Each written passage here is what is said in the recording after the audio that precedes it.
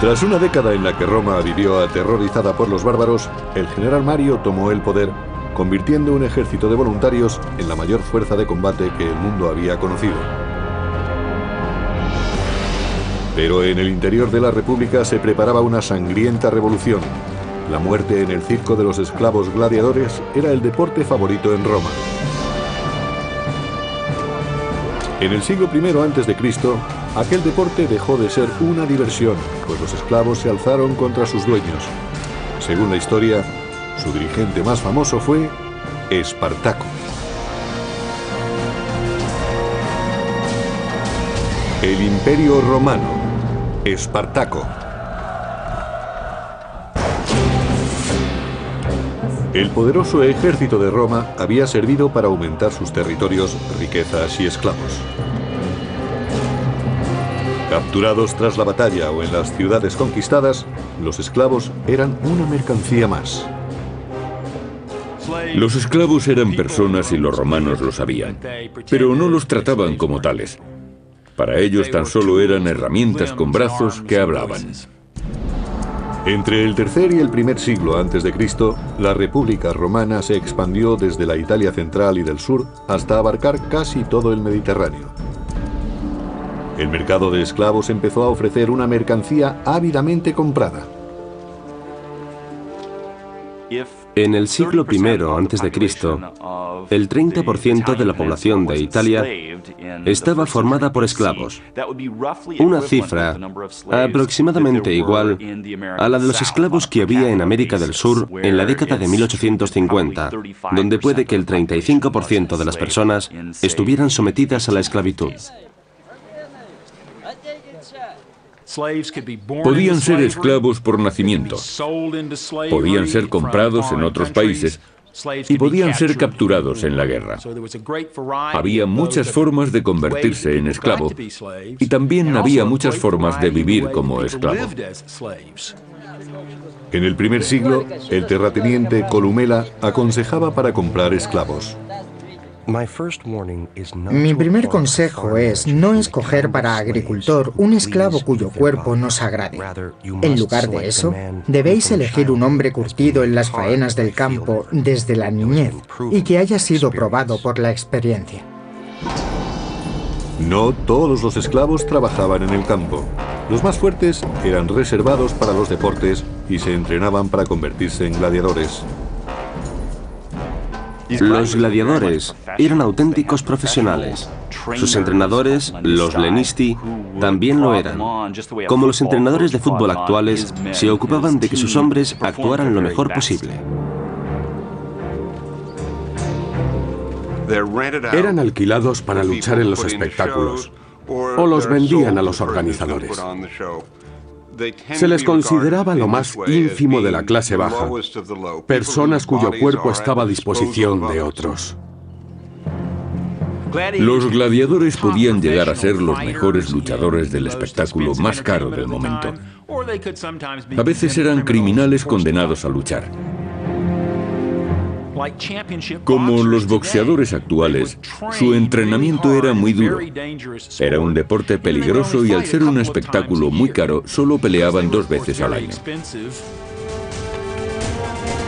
La mayoría de los nombres de los gladiadores se han perdido para la historia, pero la posteridad recordará los actos de 2 de ellos, Crixus y Espartaco, un dirigente nato. Espartaco era extranjero, aunque había servido en el ejército de Roma. Pero algo ocurrió. No sabemos por qué desertó, según algunos, pero puede que fuera expulsado. De acuerdo con varios relatos, se dedicó con gran éxito a asaltar caminos. Al final fue capturado y obligado por las autoridades romanas a ser gladiador. No sabemos si fue contra su voluntad, pero lo más seguro es que odiara la profesión. Según Plutarco, historiador biógrafo del segundo siglo, Espartaco no solo poseía una gran fuerza moral y corporal, sino que era más inteligente y noble que la suerte que tuvo. Fuera cual fuese la causa que llevó a Espartaco a la esclavitud, está claro que no se resignó. Crixus, otro esclavo, compartió su suerte con él.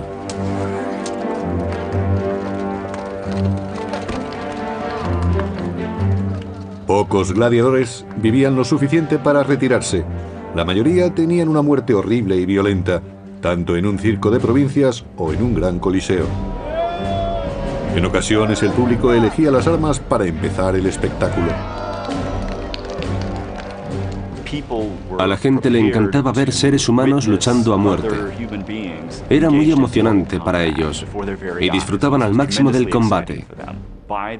A finales de la República, algunos gladiadores se convirtieron en héroes y consiguieron un cierto nivel social, algo de popularidad ante las masas, debido a su éxito en la lucha. Según se hacía el sorteo, los gladiadores sabían quiénes serían los primeros en morir.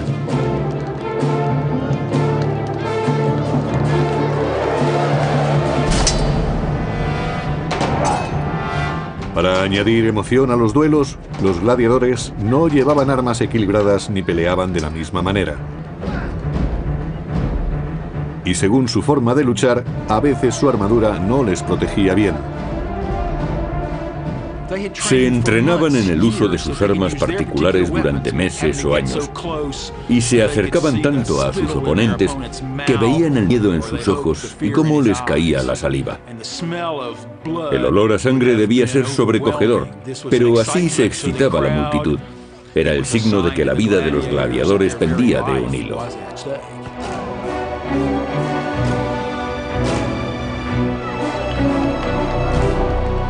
Parecía una terrible danza de la muerte para el placer de las masas.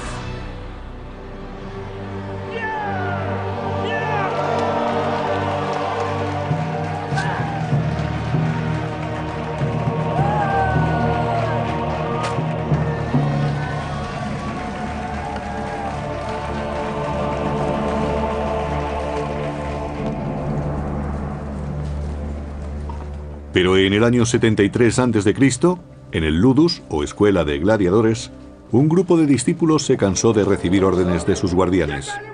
Decidieron que si tenían que morir, no sería en el circo. Maltratados y furiosos, conspiraron y aprovecharon sus artes combativas para tratar de cambiar su destino.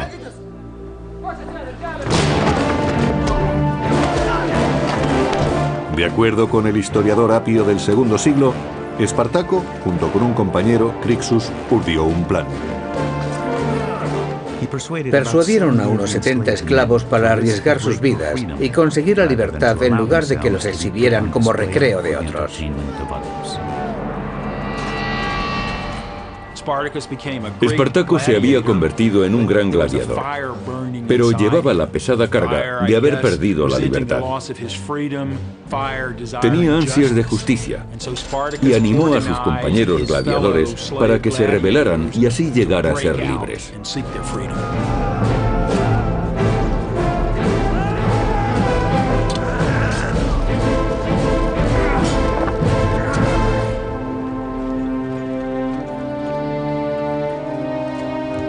Los soldados locales temían a los rebeldes, pues los habían visto pelear en el circo. Sabían muy bien a qué clase de hombres se enfrentaban.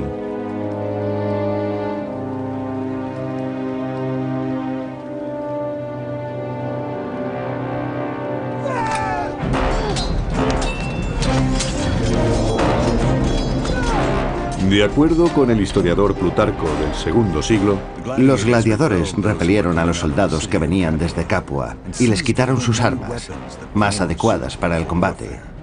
Estaban contentos de cambiar las armas de gladiadores que ellos consideraban poco honorables y bárbaras.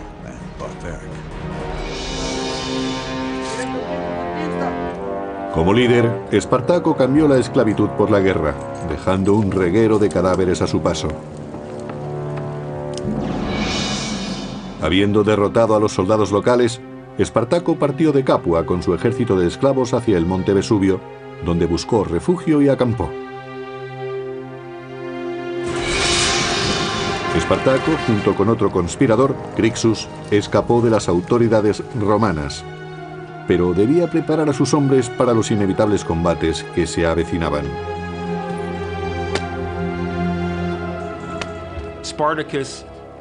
Espartaco poseía un gran atractivo e influencia personal que hacían que muchos quisieran escapar de la cárcel escuela de gladiadores para unirse a él.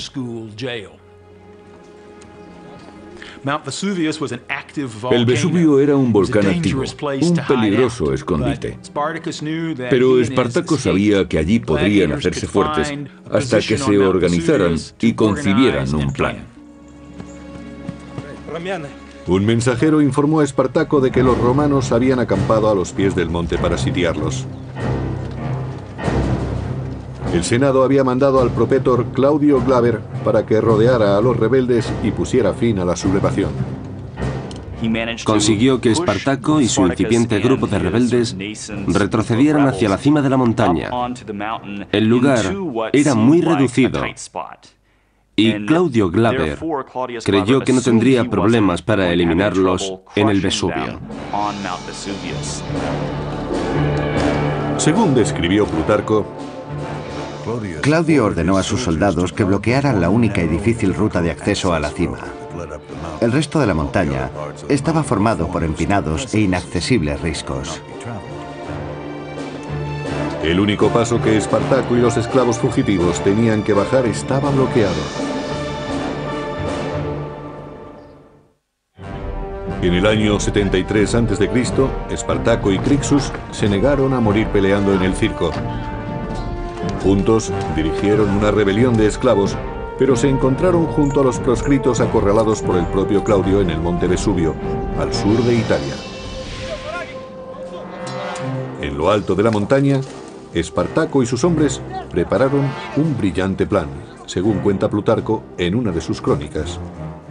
Los esclavos cortaron parte de las parras e hicieron escalas con ellas.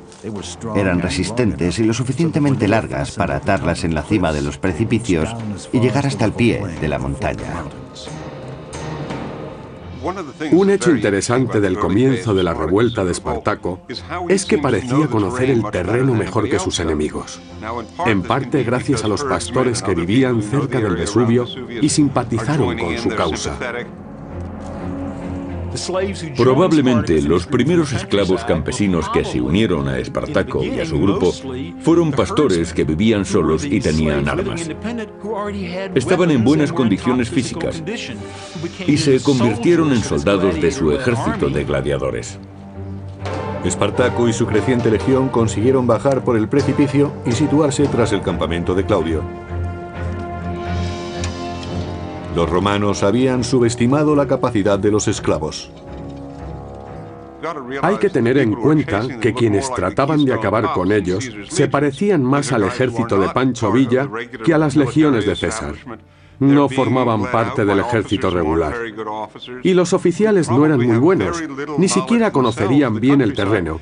Allí solo dirigían a los esclavos. Los romanos sobrepasaban ampliamente a los sublevados, pero los gladiadores dejaron bien patente su ingenio y odio hacia los opresores de Roma. El golpe de gracia a aquellos miles de soldados romanos, con su jefe al frente, se lo asestó una pequeña banda de gladiadores que les atacaron por la retaguardia, después de haber descendido por un precipicio con unas escalas hechas de parra silvestre.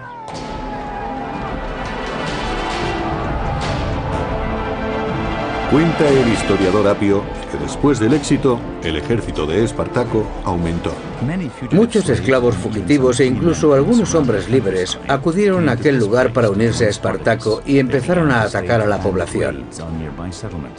Como Espartaco repartía a partes iguales el botín conseguido, pronto aumentó el número de seguidores. A los únicos que Espartaco no aceptaba en sus filas de rebeldes era a los desertores del ejército romano, que aunque parezca extraño, era perfectamente lógico, pues era gente que se había acobardado.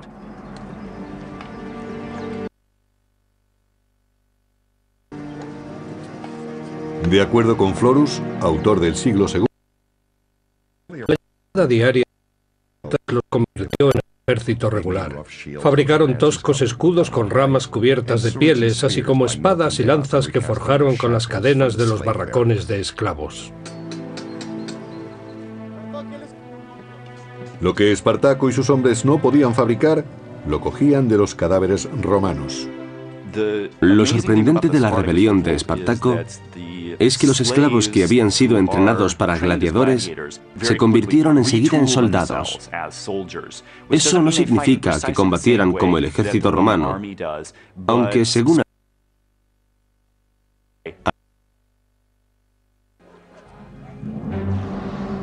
A lo largo del año 73 a.C., los rebeldes continuaron su marcha hacia el sur, aumentando su número y derrotando a los romanos.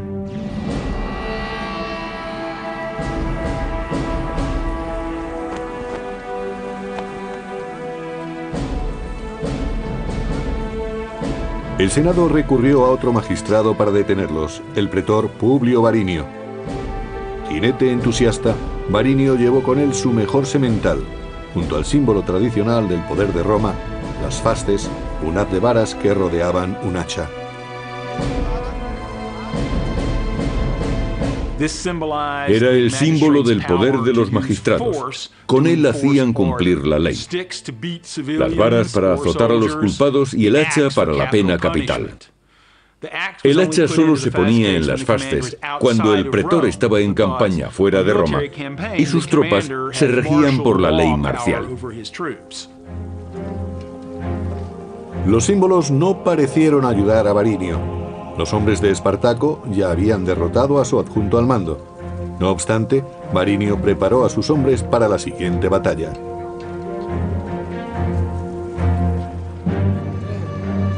Espartaco, conocedor de la estrategia romana, iba un paso por delante, según cuenta el historiador Salustio.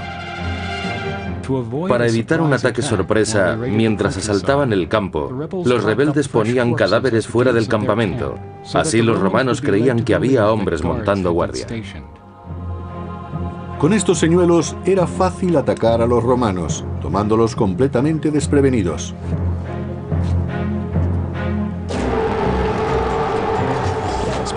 El ejército de Espartaco era temible.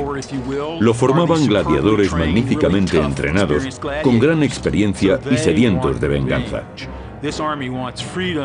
Los hombres querían libertad, pero también querían demostrar a sus dueños romanos que eran personas, no herramientas.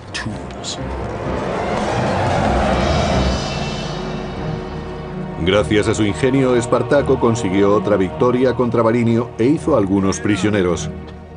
El historiador Apio del segundo siglo recuerda la humillación de Roma.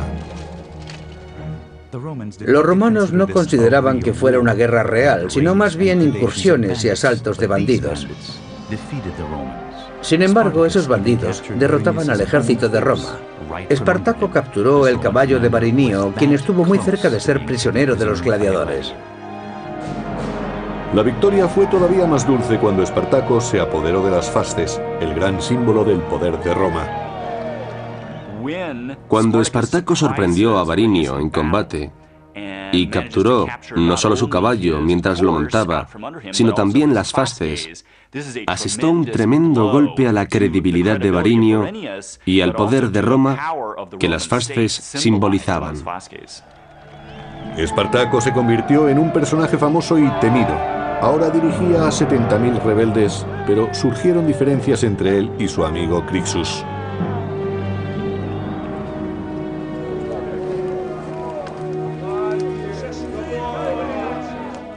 Espartaco estaba demostrando a los romanos que era tan bueno como ellos. Había luchado en el ejército de Roma, sabía lo que era la libertad y valoraba por igual la vida y la muerte de todos los hombres, ya fueran libres o esclavos. A Crixus le consumía su deseo de venganza y no mostró ninguna piedad con los soldados romanos capturados, según relata el historiador Orosio del siglo V. Organizaban luchas entre gladiadores con los prisioneros que habían capturado. Antes ellos habían sido el espectáculo y ahora eran los espectadores.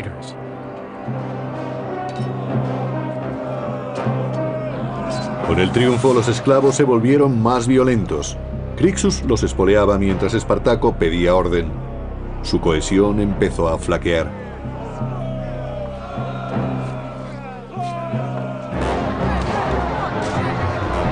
En cierto momento, Crixus liberó la furia de los esclavos contra ciudadanos romanos indefensos. El historiador Salustio describe lo ocurrido.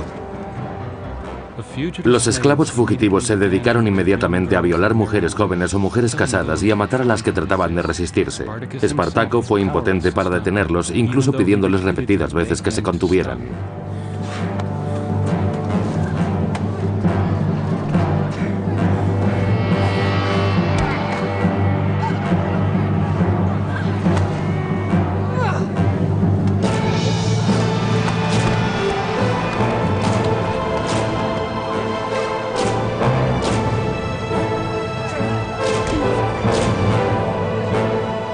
Los esclavos habían estado unidos contra Roma.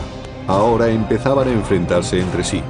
Era el momento que los romanos estaban esperando. Sur de Italia, año 72 a.C. Espartaco y su ejército de rebeldes habían derrotado y humillado a los soldados romanos enviados a detenerlos. Pero su camarada Crixus quería imponer su autoridad.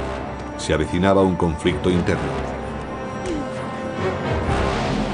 En el improvisado campamento de los esclavos, Espartaco hacía planes para cruzar los Alpes, pero Crixus tenía otras ideas, según nos dice el historiador Salustio. Crixus y sus hombres querían ir directamente contra el enemigo para forzar una batalla frontal. Espartaco, por su parte, prefería actuar de otra manera. Crixus desafió abiertamente el liderazgo de su amigo. Algo interesante del levantamiento de Espartaco es que no parecía tener un plan preconcebido. Donde se encontrara le seguían millares de personas, pero ello implicaba ir de un lugar a otro para conseguir comida para todos.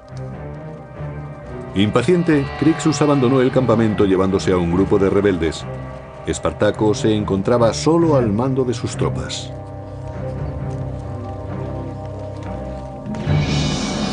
Los dos hombres tomaron caminos distintos por Italia. Con el ejército de esclavos divididos, Roma esperaba asestarles un duro golpe. Los cónsules Lucio Gelio Publicola y Cneo Cornelio Lentulo se reunieron para preparar la estrategia. Los romanos entendían que los esclavos eran seres infrahumanos, pero al mismo tiempo reconocían que tenían un gran éxito luchando contra ellos. Resultaba una pesadilla que aquellos esclavos les derrotaran una y otra vez en el campo de batalla. Aquella desordenada revuelta se convertía en una auténtica guerra, lo que exigía un plan de batalla.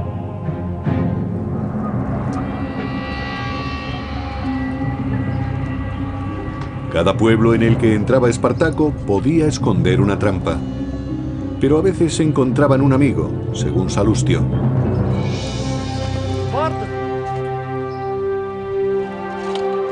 Muchos esclavos de los pueblos por donde pasaban eran sus aliados naturales y le ofrecían objetos que sus dueños habían escondido. A veces, ellos mismos sacaban a sus amos de los escondites.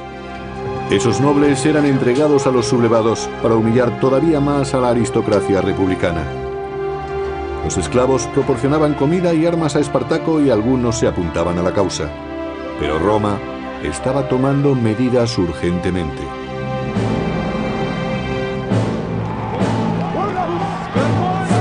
En las montañas Garganus, de la costa este de Roma, Crixus y su facción eran perseguidos por los soldados de Galio, según nos cuenta Plutarco.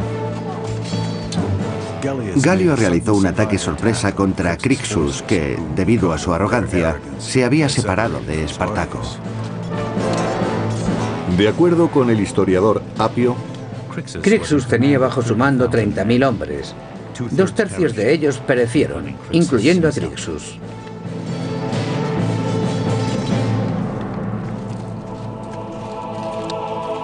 el ejército romano consiguió su primera gran victoria contra los rebeldes, pero su líder seguía libre. Los romanos no querían perder tiempo, y después de la matanza se dispusieron a vencer a Espartaco. Organizando un movimiento en pinza, los pretores Galio y Lentulo acamparon a ambos lados del paso de montaña esperando caer sobre su presa. Pero su plan no bastaba contra un ejército de esclavos desesperados. Un factor que influyó en la revuelta de Espartaco es que se inició cuando los mejores ejércitos de Roma estaban fuera, en Hispania o en la actual Turquía, y las tropas enviadas habían sido reclutadas recientemente.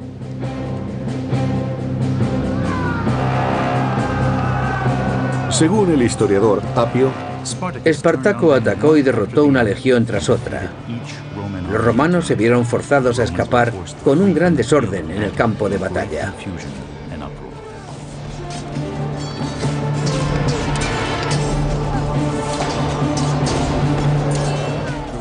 Los dirigentes militares romanos se enfrentaban a un gran reto, y sus oficiales no estaban preparados profesionalmente para la ocasión. De nuevo Espartaco obtenía otra victoria frente al ejército romano.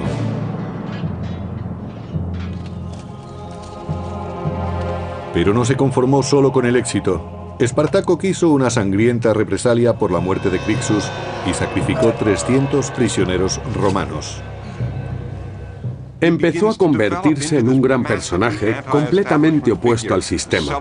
Celebraba la derrota de los magistrados romanos y ejecutaba a sus prisioneros. Empezó a destruir las propiedades de los campesinos ricos, ofreciendo una alternativa al sistema reinante y consiguiendo aumentar considerablemente sus fuerzas. Esta victoria ofreció a los hombres de Espartaco la oportunidad de salir de Italia y ser libres, pero prefirieron permanecer en el imperio que tanto detestaban. No está muy claro por qué las fuerzas de Espartaco volvieron desde el norte de Italia. Sus éxitos les habían proporcionado mucha seguridad en sí mismos, y en lugar de marcharse querían volver a sus casas y establecerse donde habían tenido su vida antes del cautiverio. Por eso, eligieron seguir luchando. Se abrieron camino hasta la ciudad de Turí, donde asentaron su base de operaciones.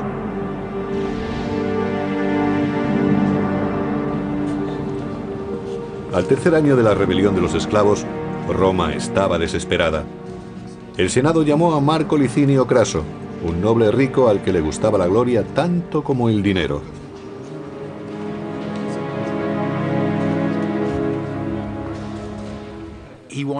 Quería llegar a lo más alto de la sociedad romana, y aquello exigía victorias militares.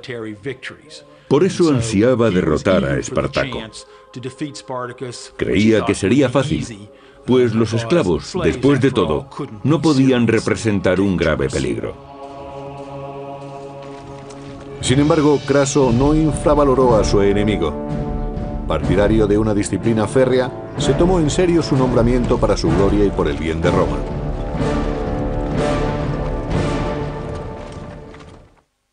El creciente ejército de Espartaco, formado por esclavos rebeldes, estaba ahora bien organizado y parecía invencible. Pero Marco Licinio Craso se había propuesto destruirlo con sus fuerzas, que eran considerables. Sin embargo, Craso vio que sus soldados eran indisciplinados, cobardes y proclives a retirarse en batalla. Craso no estaba dispuesto a tolerarlo, y después de sufrir una derrota humillante ante los rebeldes, tomó medidas muy duras. Enseñaría a sus tropas el significado de la disciplina por medio de la decimatio.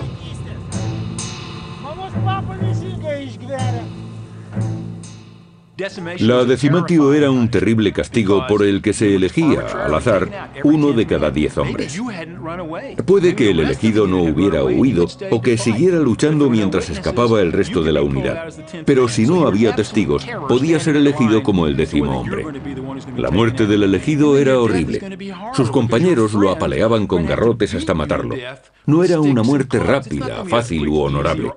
No se le acuchillaba o se le permitía suicidarse. La desgracia caía sobre el elegido y se le apaleaba durante mucho tiempo hasta que moría.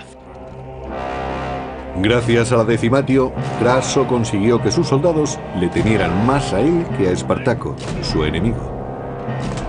El castigo estaba dirigido a avergonzar tanto a los hombres que iban a morir, aunque no se hubieran acobardado, como a los que los apaleaban. 4000 hombres murieron de esa horrible manera en nombre de la disciplina, pero semejante brutalidad consiguió su objetivo. Craso venció a los rebeldes en su siguiente combate.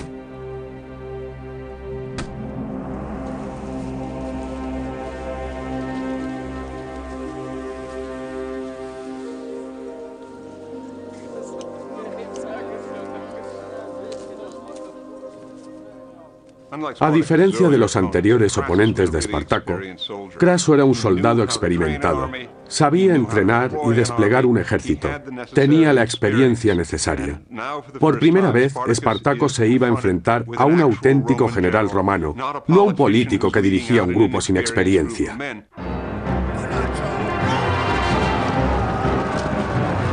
Se enfrentaron dos fuerzas, un ejército de romanos muy entrenado y capaz contra una banda de rebeldes desesperados y violentos. La balanza empezó a inclinarse contra Espartaco.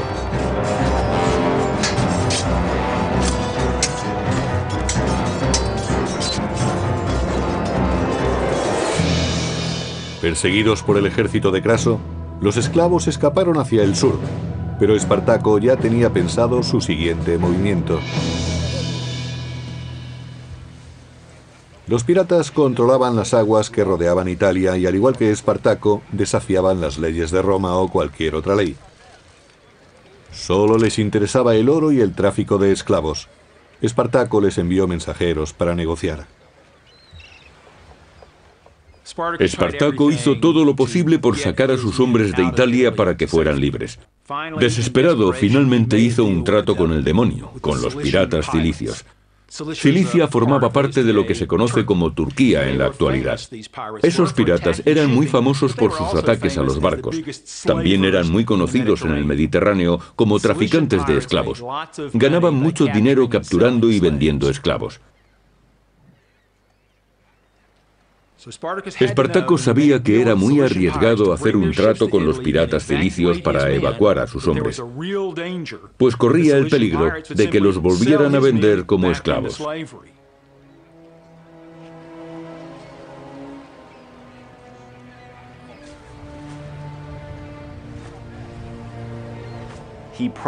Probablemente tenía pensado llegar hasta Sicilia y ocupar la isla para establecerse en ella, formando un nuevo estado y así poder organizarse. De este modo, los rebeldes podrían enfrentarse a Roma teniendo algo de ventaja a su favor. Los esclavos y los piratas sellaron un trato. Los cilicios transportarían 2000 esclavos a Mesina, Sicilia. Espartaco confiaba en extender la rebelión mientras eludía a las tropas de Craso. No tenían tiempo que perder. Las legiones de Craso se aproximaban y habían preparado una trampa para masacrar a los esclavos.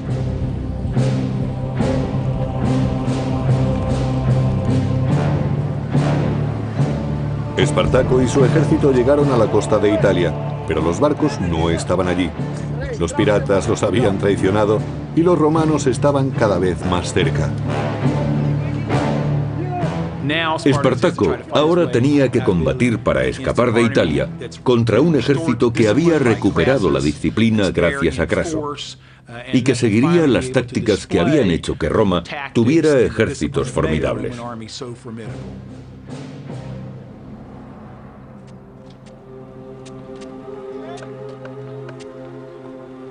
Craso actuó con inteligencia. Conocía la fuerza del contrario y sabía que el tiempo obraba en su favor. Agotaría a los sublevados encerrándolos tras una muralla, según cuenta Plutarco. Terminó esta magna tarea en un tiempo mucho más corto de lo que se esperaba. Cavó una fosa de una costa a otra a lo largo de una zanja de tierra y por encima construyó una hermosa y resistente muralla.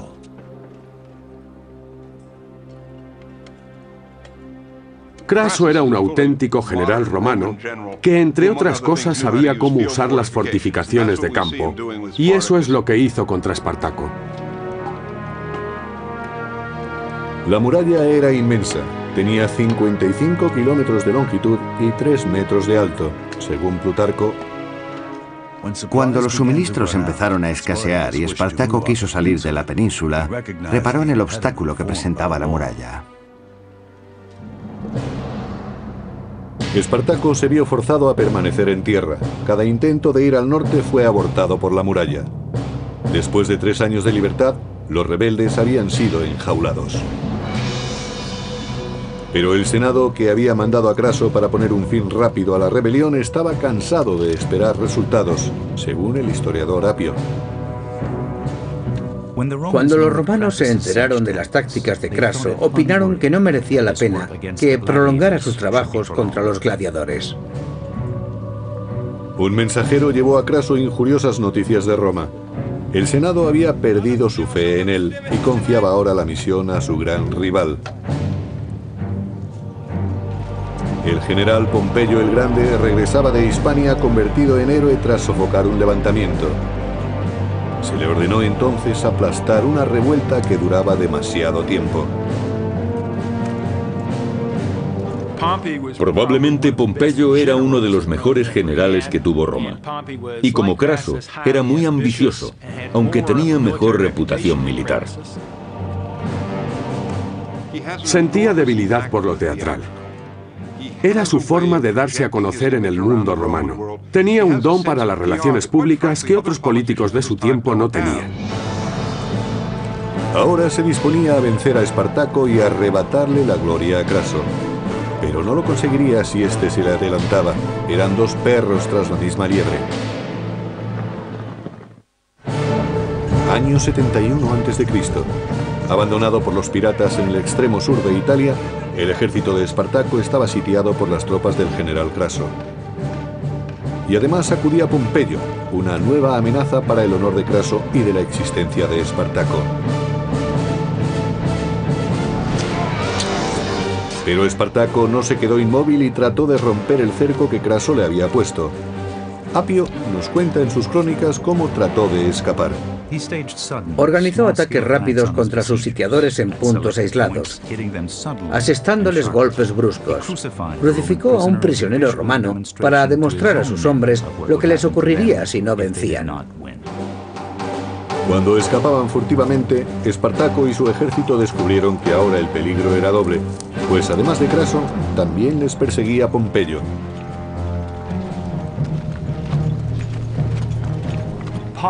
Pompeyo tenía fama de ser una persona a la que le gustaba poner el punto final. Aparecía después de un largo y duro trabajo y de esta manera se llevaba la gloria de haberlo terminado. Según se acercaba Pompeyo, Craso se ponía más nervioso por sofocar la rebelión antes de su llegada.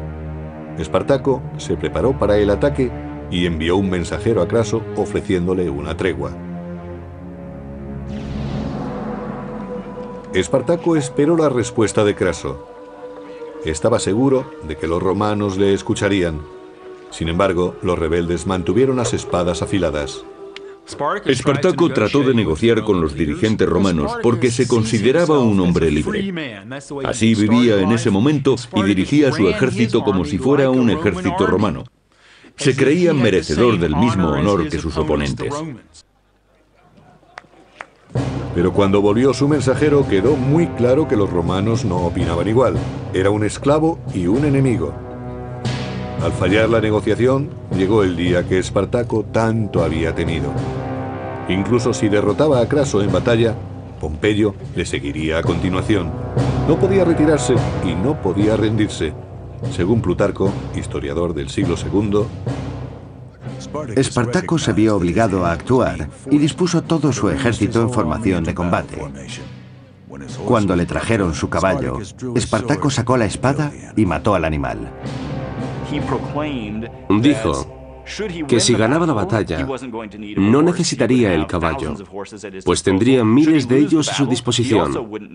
Y si lo derrotaban, tampoco lo necesitaría.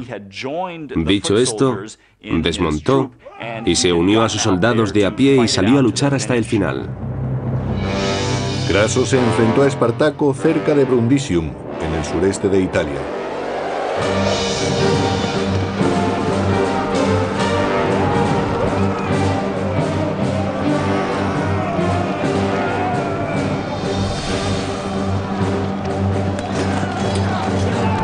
La batalla comenzó.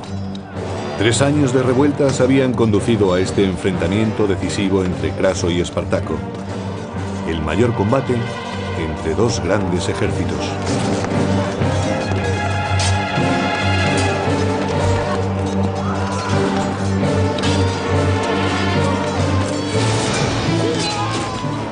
Se sabe que Espartaco estaba tan mal herido en una pierna que tuvo que luchar apoyándose en la rodilla, pero se negó a dejar de combatir.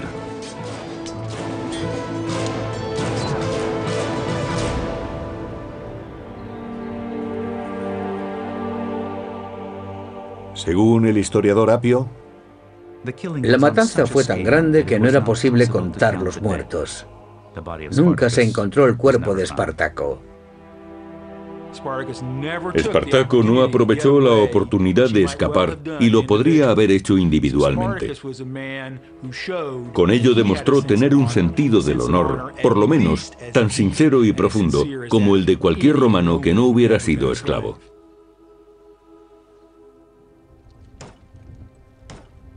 Craso persiguió a los supervivientes y mató a todos los que encontró excepto a 6.000, que capturó y crucificó a lo largo de la vía principal que conducía a Roma. Fueron crucificados con una separación de 10 a 12 metros a lo largo de 200 kilómetros. Podemos imaginar el olor y la visión tan terribles que tenían los que pasaban por aquel camino. Si eran romanos, el olor les habría parecido a esclavos muertos y estarían contentos de verlos, aunque fuera de esta forma tan espantosa. Pero para los esclavos era un mensaje muy claro.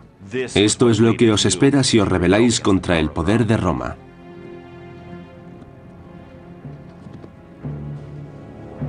Craso sofocó la rebelión de los esclavos, pero Pompeyo, fiel a sus costumbres, aprovechó la oportunidad de reír el último. Pompeyo se las arregló para aparecer en el último momento y dar caza a unos 5.000 gladiadores que escaparon de aquel gran combate, y capturó o mató a los que quedaban. A continuación, según Plutarco, Pompeyo se aseguró de recibir los honores. Pompeyo escribió al Senado y dijo que Craso había derrotado en combate a los gladiadores, pero él había conseguido extinguir la guerra hasta su raíz. La carrera de Pompeyo es muy interesante. De hecho, una vez fue acusado de ser un oportunista por aprovecharse de los méritos de otros. Los romanos se apresuraron en dejar atrás aquella terrible rebelión de esclavos. Pompeyo recibió el más alto honor de Roma por su trabajo en Hispania. Craso recibió una mera mención de honor por sus esfuerzos contra esclavos comunes que habían aterrorizado a Roma.